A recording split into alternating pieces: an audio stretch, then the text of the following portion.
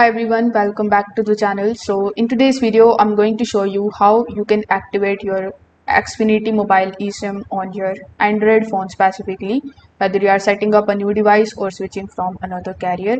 So first of all, what you need to do is you need to simply download the Xfinity Mobile application on your device. Then you need to sign in into your account if you haven't already. Now here inside it, under the accounts tab, you are going to see the option of setup the equipment or device, or the setup a line option. So you need to choose the mobile and then tap on the option of start activation. Now you need to decide whether you want to keep your current phone number or you want to get a new one. If you are transferring a number, you need to have the previous carrier's account number and transfer pin ready before continuing. Now during the setup, the Android users may be asked to open the settings. So you need to simply just open the settings. Then you just have to select the option of connections. Afterwards, simply select the option of SIM manager inside the connections. Then when you are inside SIM manager, select the option of add eSIM.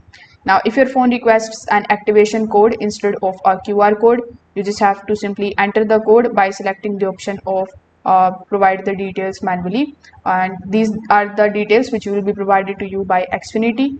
Then you just have to do nothing but to just simply complete the installation process. Now once the eSIM finishes downloading, wait for your phone to connect to the Xfinity mobile network, and when the signal appears, just make a quick call, or you can also turn on the mobile data in order to confirm the activation was successful. So that's how you can basically do it.